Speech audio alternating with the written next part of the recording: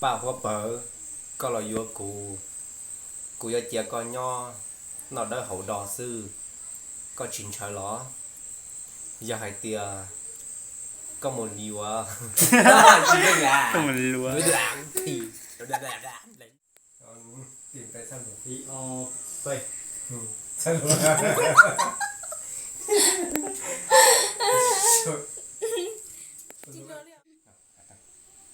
Đi vậy. bà hoa bờ có là vua cụ có chỉ chia con khử cụ chia con nho nó đỡ hậu đỏ sư giờ hai tia có một vua lấy chọn lúa lấy vua lúc chỉ tao có sai nhìn nó lấy chọn lúa lấy vua tao quan nè lấy nên nó muốn chơi bà một giờ hai rong một thảo luận cao sư có vua cho lò lầu ly cũ nó thế lý sợ lúc con à ní các loại Mình xài. Xin không có qua rau cơ. Giờ hai tia có dạy chè, có tết cho lọp bà. Giờ hai tia có chỉ dạy chè, có họ hai cho lọp bà. Còn lọp bà thì các một chế xế lò. Rồi cái mà mà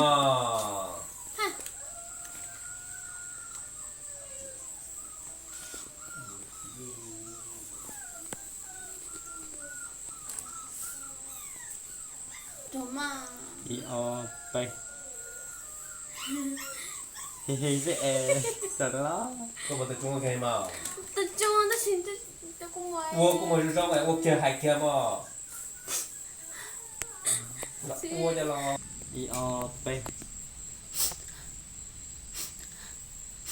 chị cha nhìn thấy chị lúc cũ đi nhưng mà cũ vô là bà sẽ trong nó có chị tao nó sẽ bố quật tao Ôi kìa hả xe. thế à cái có một là Sẽ tỏa. ấy như tao có một là chị Cấp kìa. chị nó sao mà nên đó Cái gì mình sợ. chị ông cha chị ông cha nhìn thấy chị lúc cũ đi nếu mua của vô là bác sư nhớ hay tia vô là bác sư chè của số tôi trong đua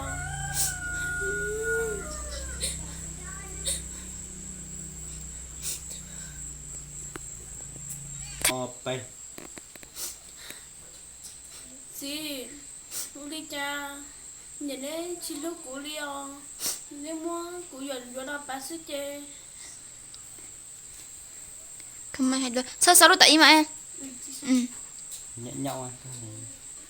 Nhậu.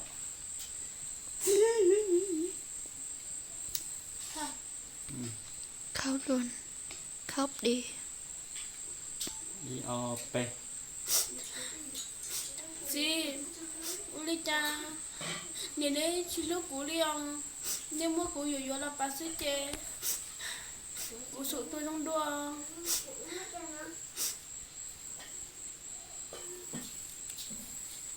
cháy rồi Ê chưa, cô mà lấy hai lọp bà. Còn lọp bà đã có một chế sư. nhìn thấy gì nếu chị ra hay đó sẽ do hai vợ cha lo của những chị cái cả ta có cái chú của bây giờ thọ tụ hai nó có tụ có ho tu chơi ho hai chúng nói được đồ rồi nè nè giờ nếu nhà hai vợ cha lo của những chị cả đi lúc đó có nhỏng gì Gì thế nhở? anh nhỏ nhỏ mà cụ chỉ thích cụ nhỉ giờ hết tia nếu như hai bố đi cha lo Quý cụ chỉ cả đi sẽ chỉ cả mà cái này mà nó lột bát hả? sắp bình thường mà chị thế nè quân gì thế nào quân nhân gì thế nào yo p chị thế nè giờ nếu nhà hai vợ cha lo của những chị cả thế kìa yo p chị thế nè giờ nếu nhà hai vợ cha lo của những chị cả đi